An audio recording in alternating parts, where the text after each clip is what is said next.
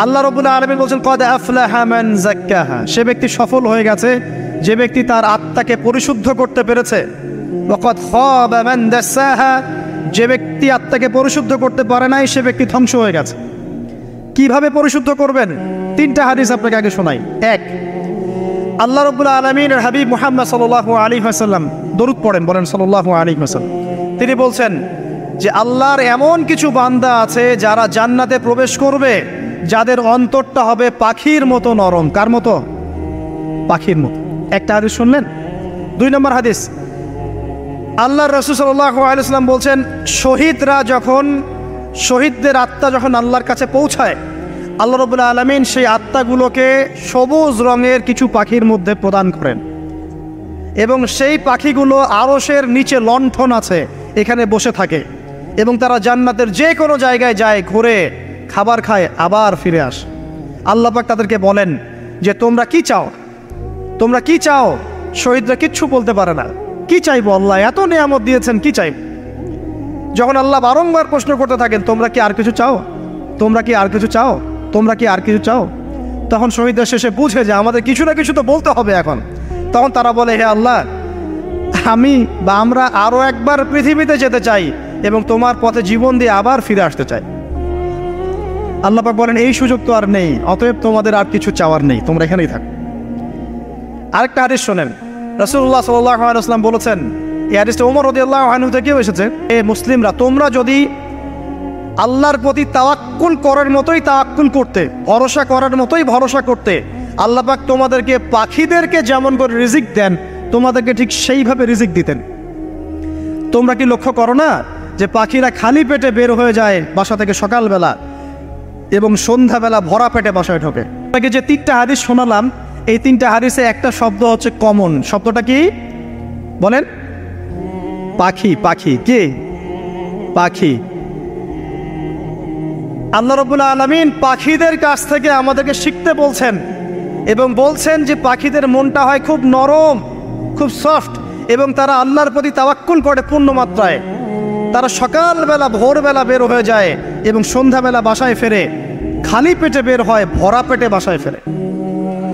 এবং আল্লাহ পাক সবচেয়ে সম্মানিত মৌত যেটা শহীদের মৌত, সেই শহীদদের আত্মাকে আল্লাহ পাক পাখির রূপ দিবেন। তাহলে পাখিটার বিষয়ে একটা ফোকাস করার দরকার আছে না? আচ্ছা, এখানে আসেন। পাখির মন হচ্ছে নরম, মানে পাখির মনটা তাসকিয়া, আত্মশুদ্ধিতে পরিপূর্ণ। কদ আফলাহা মান যাক্কাহা, সে ব্যক্তি সফল হলো যার হৃদয়টা পবিত্র, নিষ্পাপ, নিষ্কলুষিত হলো, সে ব্যক্তি সফল হবে ইনশাআল্লাহ। একটা কাজ এখানে খেয়াল করেন, পাখিরা সকালবেলা ভোরবেলা বের হয় আর সন্ধ্যাবেলা বাসায় ফেরে। এখনকার মুসলিমদেরকে দেখবেন দুপুরবেলা ওঠে, রাত 3টায় ঘুমায়। কথা কি বুঝেন নাই?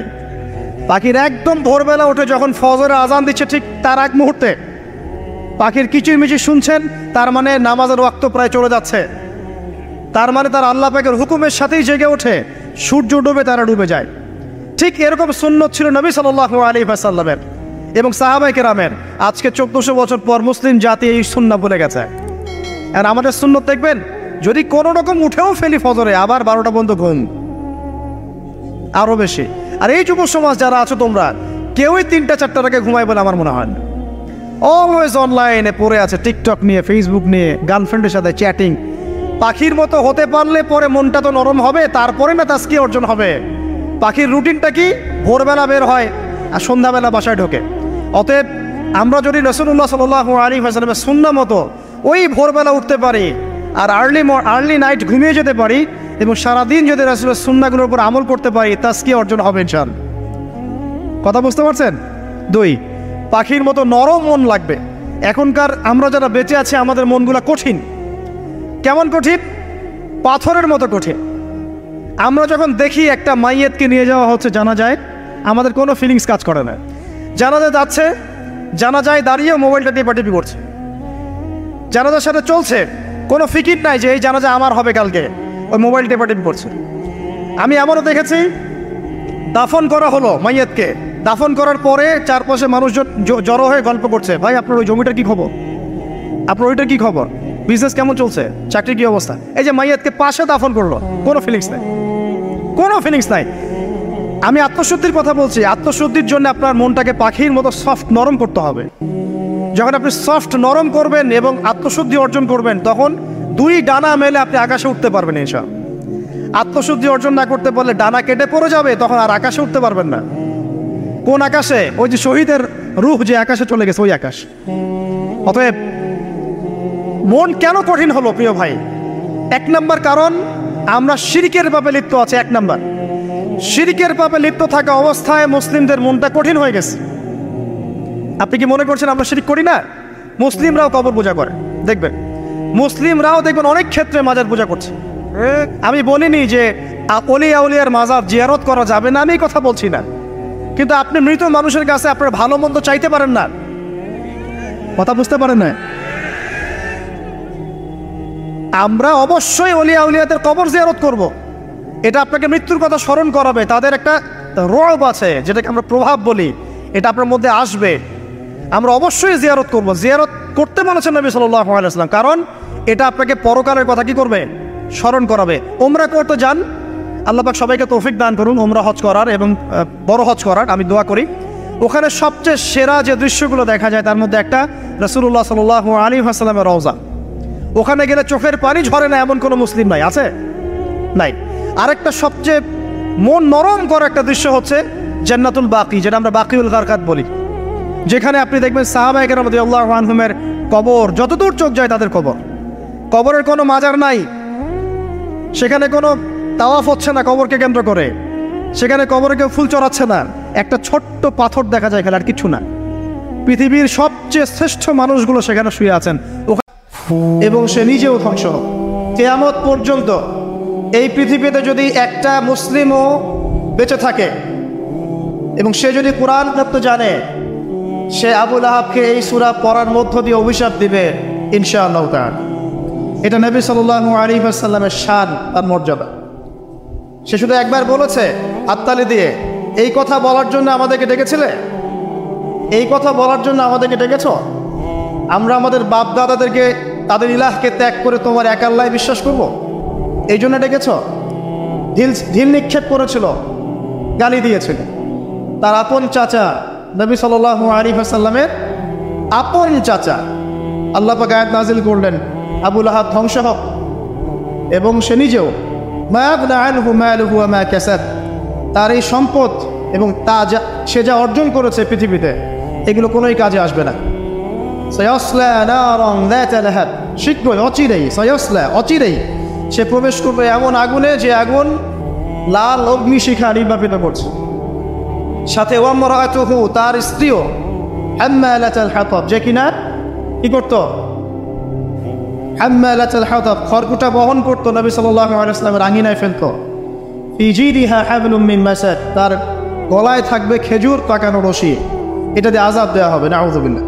কিয়ামত পর্যন্ত যত মানুষ বেঁচে থাকবে মুসলিম, যারা কোরআন পড়বে, ছোট হোক বড় হোক, ধনী গরিব, সাদা কালো, যে কোনো জায়গার, যে কোনো জাতির, যে কোনো বর্ণের, যে কোনো রঙের, আবু লাহাবকে সে কিয়ামত পর্যন্ত গালি দিতে থাকবে। এটা আল্লাহ পাকের বিচার। আর পরকালে তো তার জন্য যন্ত্রণাদায়ক শাস্তি অপেক্ষা করছে। আরেকজন ব্যক্তি ছিল যার নাম উতাইবা, এ আবু লাহাবেরই ছেলে। একদিন নবী সাল্লাল্লাহু আলাইহি ওয়াসাল্লামকে সে গিয়ে বলছে ওয়ান নাজমি ইযা হাওয়া, এই সূরার এই প্রথম দিকের আয়াতগুলো আমি বিশ্বাস করি না। এক পর্যায়ে নবী সাল্লাল্লাহু আলাইহি ওয়াসাল্লামের সাথে বাকবিতণ্ডা করতে লাগলো। আমাদের নবীজি তো তর্ক করতেন না, স্বল্পভাষী, মিষ্টিভাষী, নরম মানুষ ছিলেন, তর্ক করতেন না, নিজে কাউকে কখন একটা থাপ্পড়ও দেননি, এমন মানুষ ছিলেন। তো সেই মানুষটাকে সে মুখে থুতু নিক্ষেপ করেছিল, তবে এই থুতুটা তার মুখ পর্যন্ত পৌঁছে নাই, আল্লাহ পাক পৌঁছাতে দেননি। আরো কষ্ট দেওয়ার জন্য তার জামা টানা হেঁচড়া করছিল। আর রাহিকুল মাখতুম বইয়ের মধ্যেই আছে, পড়ে দেখবেন। আল্লামা সফিউর রহমান মোবারকপুরি রাহিমাহুল্লাহ রচিত আর রাহিকুল মাখতুম, যেটা 1187টা বা 85টা বইয়ের মধ্যে ফার্স্ট প্রাইজ পেয়েছে, প্রথম স্থান অধিকার করেছে এই বই, এখানেই লেখা আছে। তো নবী সাল্লাল্লাহু আলাইহি ওয়াসাল্লাম কষ্ট পেয়েছিলেন। কষ্টে তখন তিনি বলেছেন আল্লাহর কাছে, ওই মুহূর্তে বলেছেন, আল্লাহ জাহান্নামে জাহান্নামে তোমার যে কুকুরগুলো আছে, জাহান্নামে কুকুর আছে আযাব দেওয়ার জন্য, এগুলোর মধ্যে একটা এর পিছনে আল্লাহ তুমি লেলিয়ে দিও। এটা বদদোয়া করেছেন নবী সাল্লাল্লাহু আলাইহি ওয়াসাল্লাম। আমাদের কিছু সুশীল আছে, তারা বলতে চায় যে নবী সাল্লাল্লাহু আলাইহি ওয়াসাল্লাম কখনো কটু ভাষা ব্যবহার করতেন না, কখনোই না। প্রয়োজন বোধে নবী সাল্লাল্লাহু আলাইহি ওয়াসাল্লাম বদদোয়াও করেছেন। প্রয়োজন বোধে নবী সাল্লাল্লাহু আলাইহি ওয়াসাল্লাম টানা 1.5-2 মাস ধরে বদদোয়া করেছেন। কোথায়? রাজির ঘটনা। রাজি একটা ঝর্ণার নাম বা একটা কূপের নাম, এক একজন এক একভাবে ব্যাখ্যা করে। এখানে 10 জন সাহাবীকে চোরাগোপ্তা হামলা চালিয়ে হত্যা করা হয়। একদল লোক এসে বলেছিল আপনার সাহাবীদের মধ্যে এমন কিছু সাহাবীকে পাঠান